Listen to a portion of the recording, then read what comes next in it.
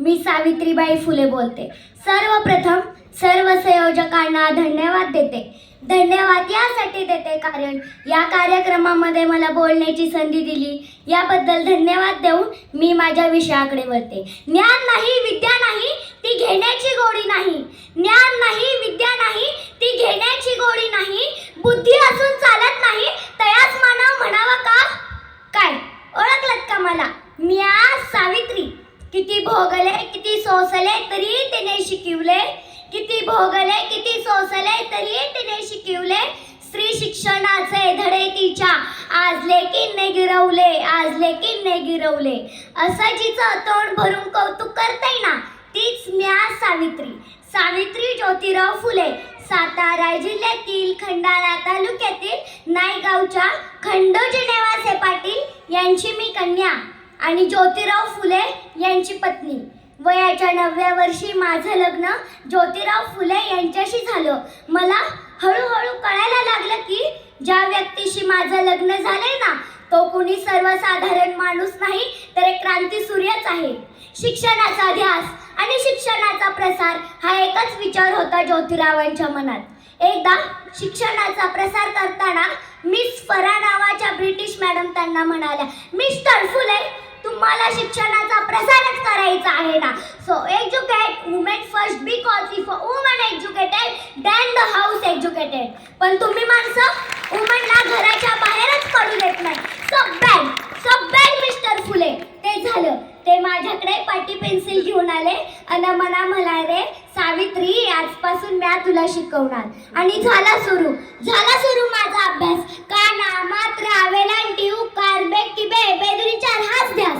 मी लिहायला शिकले, वाचायला शिकले आणि काव्य सुद्धा रचू लागले. आणि अशातच शनिवार दिनांक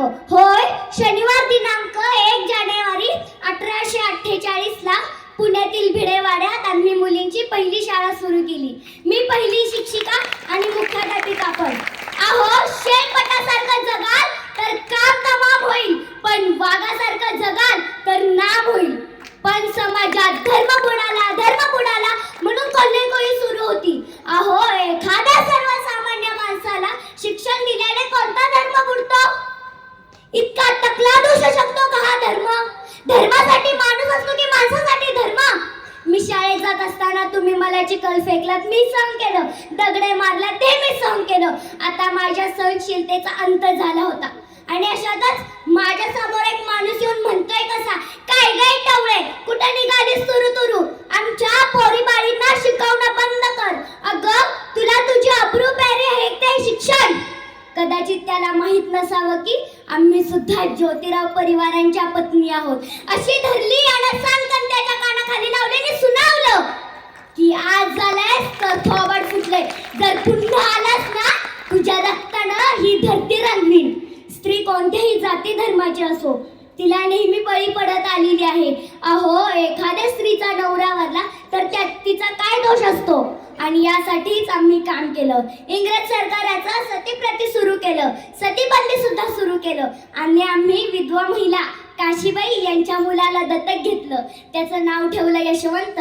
त्याच्या दुडू पावलांनी आमचं अंगण कसं भरून जायचं त्याला वाढवलं, मोठं केलं आणि शिकून डॉक्टरही बनवलं. आणि अशातच पुण्यात पेगची साथ आली. काखेत गाठी येऊन लोक धडाधडा मरू लागली होती. तेव्हा आम्ही यशवंताला सांगितलं, यशवंता आपल्याला हॉस्पिटल उभारायचं आहे. यशवंतानं हॉस्पिटलही उभारलं. आम्ही सर्व रुग्णांचे उपचार करत होतो. पण प्लेग हा संसर्गजन्य होता त्यामुळे कधी ना कधी तो मलाही होणार होता. पण मुळीच आम्ही जगलो कशासाठी? या समाजासाठीच ना.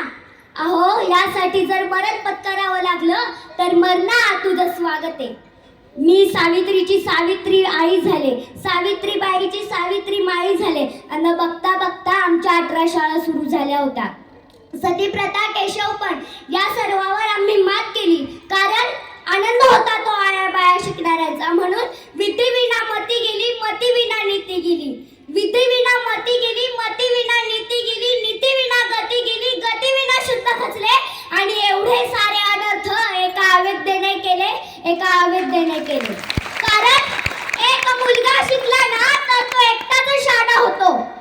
एक मुलगा शिकला ना तर तो एकटाच शहाणा होतो. पण एक मुलगी शिकली ना ती संपूर्ण घराण्याला शहाणं करते. म्हणून मुलींना वाचवा, मुलींना शिकवा आणि या देशाची साक्षरता वाढवा. धन्यवाद.